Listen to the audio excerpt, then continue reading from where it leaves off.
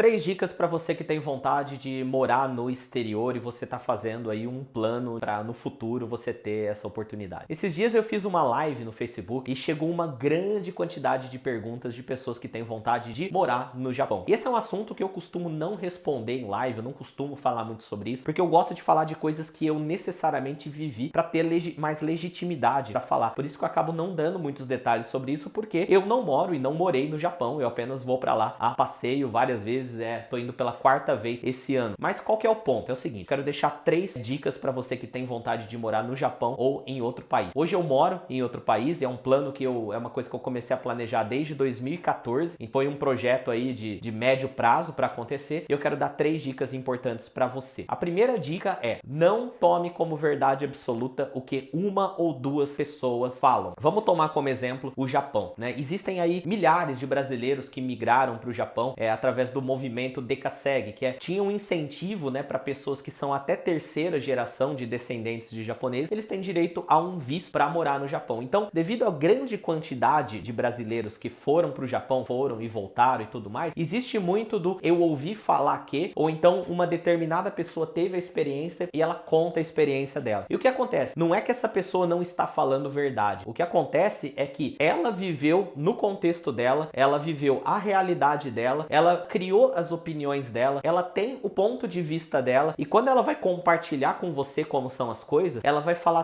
tudo baseado nas experiências dela e não necessariamente o que vai se aplicar para todo mundo. Então, por exemplo, se você quer ir para o Japão para fazer, sei lá, um intercâmbio na faculdade, muitas coisas do seu contexto que você vai viver é totalmente diferente de uma pessoa que foi ao Japão para trabalhar, juntar um dinheiro e voltar para o Brasil para comprar um imóvel ou abrir uma empresa ou qualquer tipo de coisa. Muita coisa vai ser semelhante, mas muita coisa vai ser diferente. E quando você está escutando a experiência dessas pessoas, você tem que entender que nem tudo que ela está contando é o que vai acontecer com você também, necessariamente. Ela está relatando as experiências dela baseado na visão dela, no ponto de vista dela, na percepção dela, nas experiências que aconteceram com ela. E não necessariamente aquilo é uma verdade absoluta. É verdade para ela, o que ela está contando é verdade, ela não está mentindo para você. Mas é importante entender que existem contextos diferentes. É só você pensar no Brasil mesmo, a vida de todo mundo não é igual. Tem gente que passa muita dificuldade, tem gente que não passa dificuldade, tem gente que se dá bem com as pessoas, tem gente que não se dá bem com essas pessoas. A gente sempre conta as coisas baseado na nossa própria experiência. Quando você deseja mudar para o Japão, por exemplo, ou para outro país, e você vai escutar experiências de outras pessoas, lembre-se sempre disso. Não tome nada como verdade absoluta. Não tome nem a opinião de um, nem de 2, nem de 3, nem de 4, nem de 5 como verdade absoluta. Eles estão contando as experiências dele. É interessante ouvir, você vai juntando as pecinhas de informação para criar os seus conceitos, para isso te ajudar em alguma coisa, mas não tome como verdade absoluta. Segunda dica, baseado nessa dica mesmo. Procure pessoas em situações e contextos semelhantes aos seus e escute a experiência dela. Então, por exemplo, se você quer ir para o Japão ou para outro país para fazer um intercâmbio, procure pessoas que fizeram um intercâmbio e converse com essas pessoas. Mais uma vez, siga a primeira dica, não tome o que ele falar como verdade absoluta, mas você vai encontrar informações com muito mais legitimidade para você se você escutar de pessoas que viveram situações semelhantes às suas. Então, por exemplo, se você não é descendente de japoneses, você quer morar no Japão para trabalhar, você busque informações, busque pessoas que também não são descendentes de japoneses e teve a oportunidade de trabalhar no Japão de alguma forma. A experiência que essas pessoas vão contar vão te ajudar muito mais a encontrar os caminhos para você chegar aonde você quer chegar. Então, procure pessoas que viveram experiências, contextos e situações semelhantes às suas. E a terceira dica é: leia e consulte informações oficiais. A quantidade de comentários que eu vejo, de perguntas que fazem, de pessoas que falam: ah, meu Deus, não é possível morar no Japão sem ser descendente, tal.